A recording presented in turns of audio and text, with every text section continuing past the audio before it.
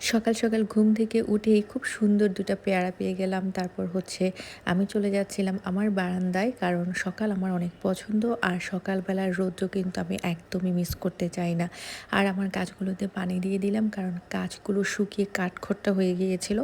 তো পানি-টানি দিয়ে আমি চলে গেলাম ফ্রেশ হওয়ার জন্য। তো আমি ওয়াশরুমে গিয়ে ১ম এ ব্রাশ করে নিচ্ছিলাম। সেলিব্রিটিদের মতো সুন্দর করে অ্যাডভার্টাইজের মতো ব্রাশ করছিলাম। পরবর্তীতে অবশ্য আমি আমার নিজের মতো করেই ব্রাশ করেছি। তারপর আমি ফেসটা সাবান দিয়ে ভালোভাবে ক্লিন করে নিচ্ছি।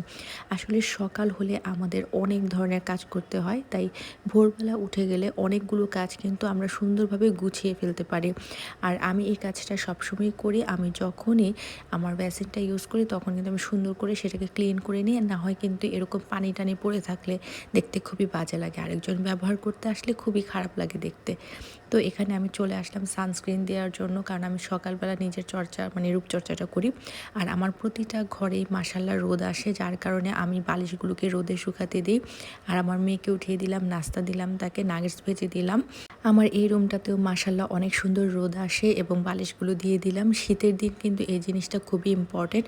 বালিশগুলো বা লেপ বা আমরা কম্বল যেটাই ব্যবহার করি না কেন, সেটা যদি একটু রোদে দিই তাহলে কিন্তু রোগ জীবাণু থাকলে সেগুলোও মরে যায়।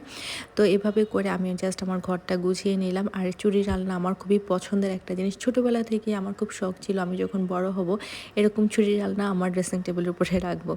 তারপর বসে গেলাম রোদের মধ্যে এবং রোদে বসে বসে নাস্তা খাওয়ার মজাটাই অন্যরকম।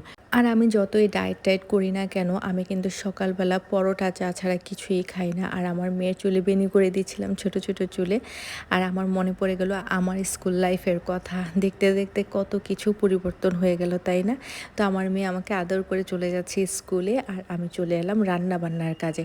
আজকে রান্না করছি মাছ, আলু আর শিমের বিচি দিয়ে একটা সুন্দর তরকারি, কারণ এই তরকারিটা শীতের জন্য খুবই উপযোগী একটা তরকারি। আর সবজি আমার সবসময়ই থাকে, সবজিটা আমি পছন্দ করি, তাই আমার সবসময়ের মেনুতে সবজি থাকে। তারপর পেয়ারা খেলাম। এই তো আমার মাছ তরকারিটা হয়ে গেল।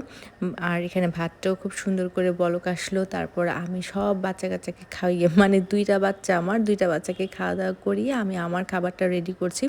তো আমার জামাই আমাকে এই চিকেন ললিপপগুলো এনে দিয়েছে। বলল, "এগুলো তুমি মাঝে মধ্যে ফ্রাই করে খেও, তাহলে দেখবা তোমার আর খারাপ লাগবে না।" তো এখানে আমি ভেজিটেবল নিয়েছি। আমার কাছে মনে হচ্ছে আমি একটু মোটা হয়ে গেছি, যার কারণে আমি এখন থেকে একটু কন্ট্রোল করছি। কারণ চারিদিকে ফ্যাটি লিভারের অনেক ধরনের প্রবলেম অনেকেই ফেস করছে। তাই আগে থেকে সচেতন হওয়াই ভালো। আর আমি যেহেতু বোম্বে মরিচ অনেক বেশি পছন্দ করি, তাই খাচ্ছি। বাট এটা অনেক বেশি পরিমাণে ঝাল ছিল। এত বেশি পরিমাণে ঝাল ছিল আমি জাস্ট বলে বুঝাইতে পারবো না। আমি চিন্তাও করিনি এত বেশি ঝাল লাগবে। লাস্টের বাইটটা আমার বেশি একদম ঝাল লেগেছে। মানে এখন যে বাইটটা দিব সেটা প্রচণ্ড ঝাল লেগেছে। ওহ গড! তো আল্লাহ হাফেজ সবাইকে। সবাই ভালো থাকবেন। আমার ভিডিওতে ছোট্ট একটা লাইক দিয়ে দিবেন। আল্লাহ হাফেজ।